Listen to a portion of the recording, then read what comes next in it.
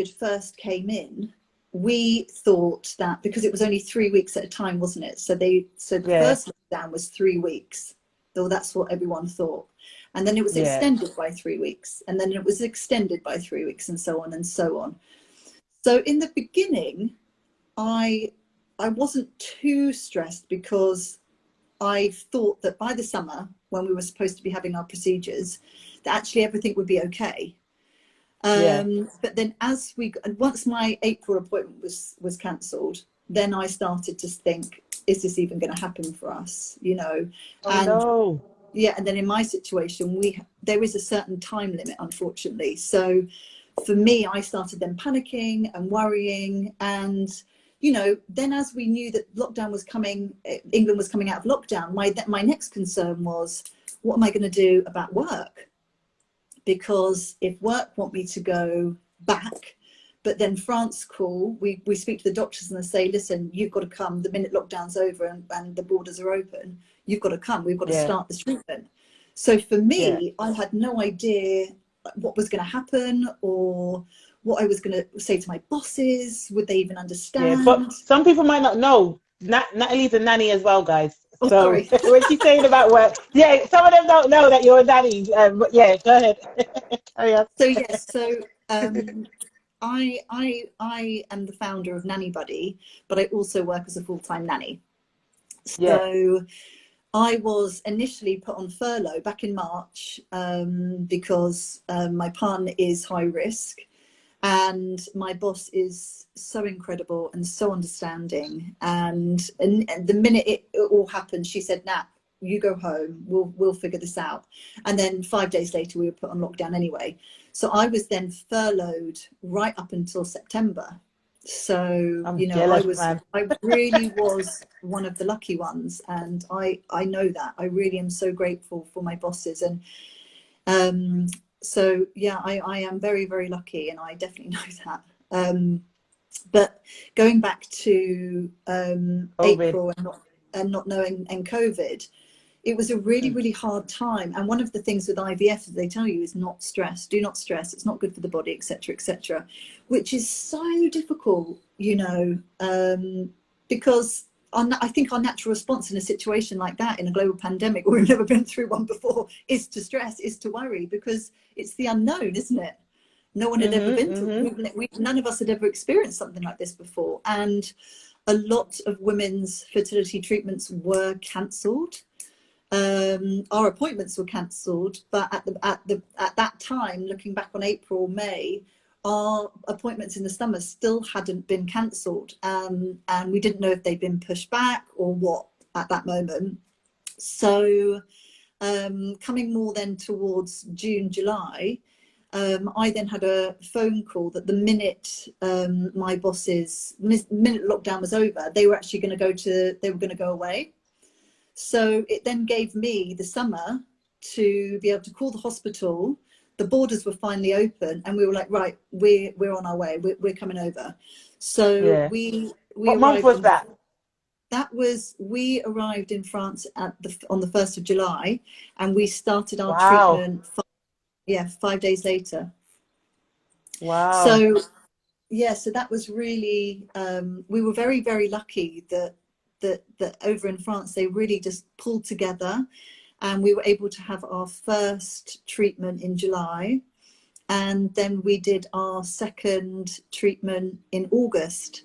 So, you know, honestly, we've been so lucky, because I know so many couples weren't as lucky as us, you know, and did have their treatments cancelled. And I can't imagine how difficult that must be for people, because, you know, it's something that you look forward to for a long time. And so and then for appointments then to be put back, I mean, honestly, it's a really, really, really difficult time. So, you know, I can't imagine what it's like in England, because I don't know how. Unfortunately, I don't know other people going through IVF in this country. But I know in France. Hopefully that changes after this. Yeah, you might find really some hope people so. that reach out. If you guys know someone, please send them to Nanny Buddy, or send them Nanny Buddy's profile so they can connect, and it's just like a build up a nice support system, you Yeah, know? please, please. My door is always open, and I really, really would love to hear your stories, and I'd love to hear what you've been through, and I would love, love, love to connect with you. So, this is the reason why I'm talking about this, because I want to Mm. get, I want to get the conversation going about IVF in the childcare industry. And, it's very difficult working with children whilst trying to have children of your own, Yeah, because but actually what I found is going back to work in September, I saw a post you did the other day actually about how children are just magic, and they they're get your just mind. healing. They Yeah, have healing they powers. have healing powers. Honestly, they really do. They They really really are do. absolutely incredible. And yeah, I just wish that I really wish that you do reach out to me, because I'm always willing. My door is always open, and I really want to hear from you. And I'd love to share experiences and chat Yeah. and get Connect to know with Nanny you. Miss Monique. Nanny Miss Monique went through IVF in America. Yes, let's definitely chat. I would Yes. absolutely love to connect with you. Let's talk about Yeah. this, because every experience is different.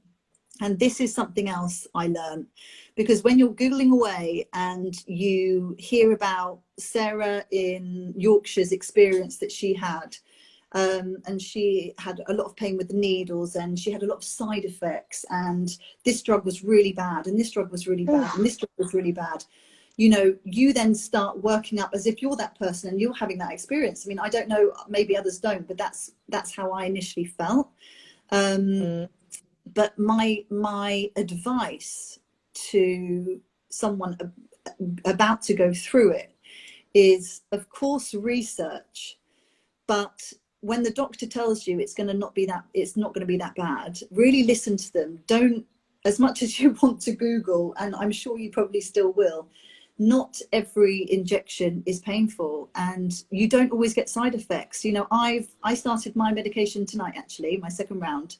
I literally came home and did my first injection, and it was absolutely fine. But How did this is that my go? second round. Oh, it's fine. It was Okay, good. okay. So my boyfriend, he is incredible, and he sets all the injection up for me, because actually it's Oh, yeah, he's really that's so amazing. So cute. so I came home and everything was all prepared, and I think actually as a Sweet. couple, it's all about teamwork, because I've always wanted to do the injections myself, and a lot of couples get their partner to do it, but I did not. I wanted to do it myself. Mm. So Philippe is then in charge of Nice. preparing everything. So he does the preparing side, and I do the So injection side, and we cute. kind of we kind of egg each other on in that way. So I then Yeah. feel that we're really kind of a team, because I Yeah, think you definitely are. this is the thing about IVF. It's difficult. It puts a lot of pressure on you as a couple, I think, especially if it's not working. I think your instant reaction, you want something or someone to blame. And I think my advice Yeah. is, that you need to work together and not against each other, because your partner may not be going through what you're going through physically, but believe me, I think they are with you and going through it in every other respect. They are there with you emotionally, because this is just as hard for them, and they want this just as much as you do. Yeah. So so it's so easy to say, well, you're not going through this, you're not doing the injections, but they're still Mm. standing by your side, and they still are Mm. wanting the same, because Yeah. I think it can Be be stressful for supportive. a lot. Yeah, to just to work together as a team, that is it, Mm. and support each other. Because as a Mm. woman, of course, you're going through a lot physically, but as a male, they're going through a lot emotionally as well. So it's Yeah. important to talk, to keep that communication going. And if you're feeling something, say it. Don't keep it to yourself. In the first Yeah. round, it was a lot more stressful for us, because we'd never experienced something like that before. We'd never gone through IVF. So there was a Yeah. bit more tension. But actually what we learned to do is we learned to trust each other, really talk to each other. And when I wasn't feeling great, I'd say to him, I'm really feeling this. And he'd say, I really, so we really learned to communicate.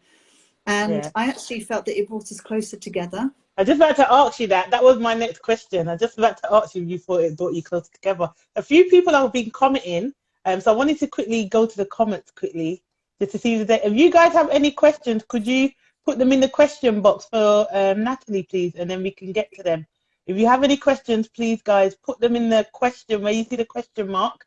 On Facebook, we have Sarah. I think it's Haywood. Haywood. Am I saying your name right?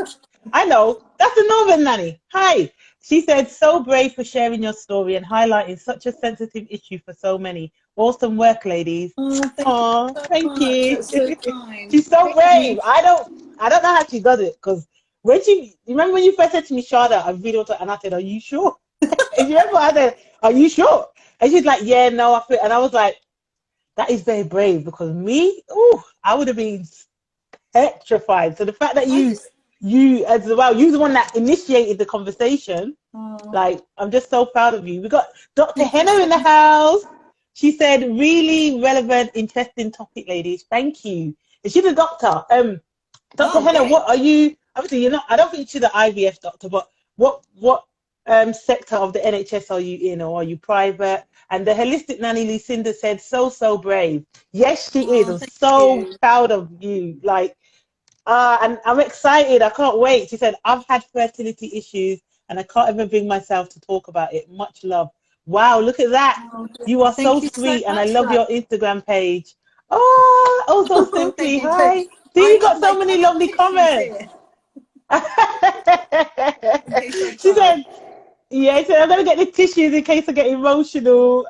Yeah. So in terms of like, okay, so you get to France now, and talk to us through a day in the life of going through IVF. How many needles do you have to take? Do they have to be done at the same time, or like how many different drugs? Like, talk to us about that.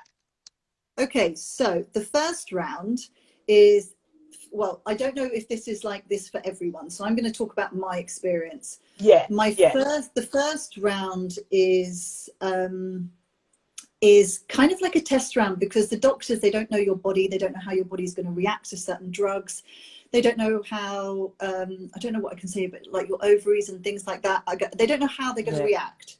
So it's kind of like let's give them this and let's see how that works. I mean, that's how I take. That's how. Now, it may not be like that for everyone, so please don't take my. No, I think it is, because it was like that for my boss. She said that as well. Okay. Yes. So a day in the life of an IVF. So what you do is every evening at the same time you take an injection.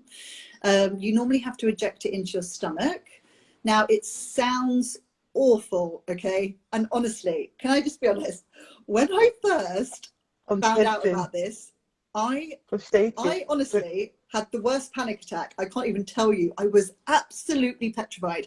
I was like, I don't want to do this, I don't want to do this, don't want to do this. But then I was like, okay, come on, Nat, you have to just pull it together. You can do it. So my beautiful, I call him my beautiful darling, sorry, but call him that. Your beautiful darling. My beautiful darling. So he was like, right, I'm going to, so I was like, I need to inject myself.